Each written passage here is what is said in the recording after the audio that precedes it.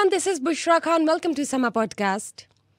जैसे कि हम आपको लम्हा भर लम्हा अपडेट्स दे रहे हैं पीटीआई के एहतजाज के हवाले से, जो कि इमरान खान की फाइनल कॉल है।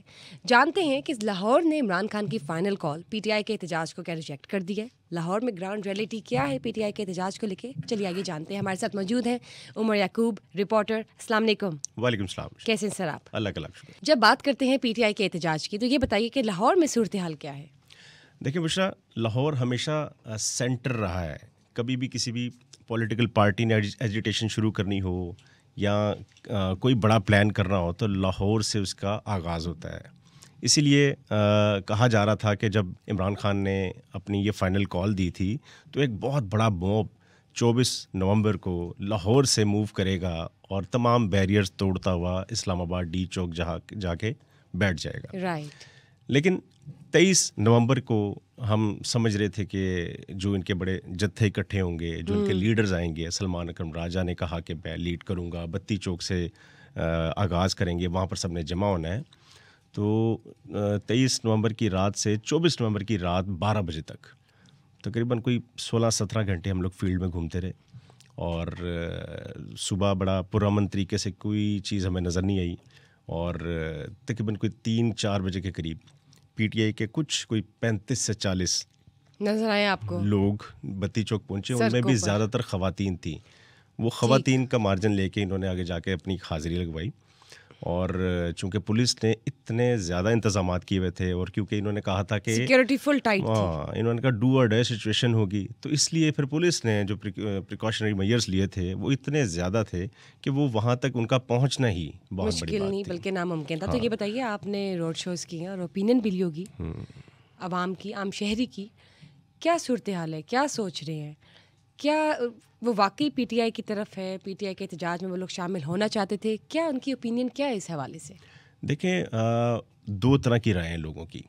जो इन्होंने लास्ट कहने में एक जलसा किया था जिसके अंदर अली मीन गंडापुर ने आना था और वहाँ पर एक बड़ा मजमा लगना था, तो वो लीडर्स कंफ्यूज थे। शायद उनको उस तरह से मार्जिन नहीं मिल रहा था जो वो एक्सपेक्ट कर रहे थे। तो लोगों ने जब वहाँ पर जमा होना शुरू किया तो था ये ऐसा प्लान था कि अली मीन गंडापुर आएंगे, उसके बाद वहाँ पर स्पीच करेंगे। जलसा ख़त्म हो गया, अली मीन गंडापुर नहीं पहुंच सके। वो रात को तकरीबन 11 साढ़े 11 बजे रिंग रोड पे आए हैं और रिंग रोड पे आके उन्होंने वहाँ पे 2 मिनट के लिए अपनी गाड़ी के ऊपर खड़े होकर 2-4 नारे लगाए हैं, वहाँ से बैठे हैं और वापस चले गए। तो लोग वहाँ पर काफ़ी ज़्यादा मायूस हुए थे कि ये जो एहतजाज के लिए या जो जलसे के लिए इकट्ठा किया, वहाँ पर लोगों ने पुलिस के साथ मुदाखलत की। वहाँ पे काफ़ी चीज़ें झड़पें हुई कि मतलब पुलिस उनको रोक रही थी लेकिन वो फिर भी लोग आगे जा रहे थे। मतलब वो तो वो एक टेस्ट केस था कि जिसमें नाकाम हुआ। बिल्कुल। तो उसके बाद फिर अब लोगों को यही लग रहा था कि ये कॉल तो देते हैं लेकिन खुद साथ नहीं चलते, और रास्ते में कहीं चाय पाने के लिए भी अक्सर रुक जाते हैं, इनकी आदत है। खुद साथ नहीं चलते, तो इस वजह से लोग अभी डबल माइंडेड हैं। बहुत से लोगों से हमने बात की कि यार आप जाना चाह रहे हैं, आप क्यों नहीं आ रहे? आप पीटीआई के सपोर्टर हैं, उनके अगेंस्ट हैं, किसी और पार्टी से आपकी एफिलिएशन है। तो लोग ये कह रहे थे कि अगर हम इनको सपोर्ट करें भी तो जो ये कॉल देते हैं उस पर पूरा नहीं उतरते, स्टिक नहीं रहते। तो फिर हम क्या कैसे जाएं? अपना घर बार छोड़ के, अपना बिजनेस छोड़ के, मतलब अपने बीवी बच्चों को छोड़ के बाहर निकल आते हैं और एफआईआर्स कटवा लेते हैं। एफआईआर के बाद पुलिस के जो उसका रवैया उसको फेस करते हैं, तो लीडर्स तो बाद में चीज़ें चेक भी नहीं करते। मतलब अली मीन गंडापुर के रवैये की वजह से भी काफ़ी लोग, अली मीन गंडापुर, लाहौर की लीडरशिप, जो यहाँ के लोग हैं जिनकी एफिलिएशन है उनके साथ, तो वो भी कहीं दिखाई नहीं दे रहे थे। तो इस वजह से उन्होंने कहा जी जमा होना है। तो वो जमा कैसे होना है जब आप खुद बाहर नहीं निकल रहे? तो वो बत्ती चौक पे तो कोई भी नहीं पहुंचा था। तो 35-40 लोग तो पीटीआई की स्ट्रेंथ नहीं है लाहौर में। तो बड़ी नाकामी है ना, जाहिर सी बात है। आपने कॉल दी है, आपने do and die situation declare की है। लाहौर की तरफ से ऐसा कोई एग्रेशन, ऐसा कोई पैशनेट मूवमेंट सामने नहीं आई। बिल्कुल नहीं। मोमेंटम जो था वो बिल्कुल सटल था। मतलब ऐसे था कि जैसे कि कुछ हुआ ही नहीं, कुछ हो ही नहीं रहा। जब बात करते हैं इस्लामाबाद की, तो ये बताइए कि वहाँ ब्लू एरिया में इस वक्त क्या सूरत हाल है? देखिए मिश्रा, वहाँ पर इनका जो जत्था है वो ब्लू एरिया वो वहाँ पे पहुँच तो चुका है, लेकिन आगे जाने की जब वो कोशिश करते हैं तो रेंजर्स वहाँ पर डिप्लॉय है। और रेंजर्स फिर उनको पीछे धकेल देती है। शेलिंग चल रही है, शेलिंग की वजह से डेफिनेटली वो मॉब जब आगे आता है तो उनको शेलिंग करनी पड़ती है और उनको पीछे धकेल रहे हैं। ये जब प्लानिंग की जाती है ना, तो ये किसी भी स्टेट की रिस्पॉन्सिबिलिटी होती है कि वो अपने जो लोग हैं ना उनकी प्रोटेक्शन भी करें। वो शेलिंग भी उस पॉइंट पे आके करते हैं कि जब वो तमाम हदें क्रॉस कर चुके होते हैं और आगे फिर सेंसिटिव इंस्टॉलेशंस होती हैं, आपके सरकारी इमलाक होती हैं, लोगों के घर होते हैं, लोगों के बिजनेस पॉइंट्स होते हैं, तो उसको नुकसान पहुंचने का खदशा होता है, तो फिर ये स्टेप उठाया जाता है कि शेलिंग की जाए। मतलब इनका लास्ट ऑप्शन है, हाँ लास्ट प्लान होता है। तो वो उन्होंने जो कॉल दी हुई थी कि इस्लामाबाद के अंदर आपने नहीं आना, वहाँ पर हाई ऑफिशियल्स आए हुए बेलारूस के, हाँ तो मेहमान आए हुए तो वो इस्लामाबाद डी चौक के करीब तक तो पहुँच गए। बिल्कुल, वो उसके करीब का पॉइंट है इस्लामाबाद के अंदर जहाँ पर ये पहुँच चुके हैं, लेकिन एग्जैक्ट उस पॉइंट पर पहुँचने नहीं दिया जा रहा, क्योंकि वो वहाँ पर रेंजर्स काफ़ी बड़ी तादाद में उनकी नफरी डिप्लॉय है, और वो जब आगे आने की कोशिश करते हैं तो फिर यहाँ से शेलिंग होती है, फिर ये पीछे चले जाते हैं।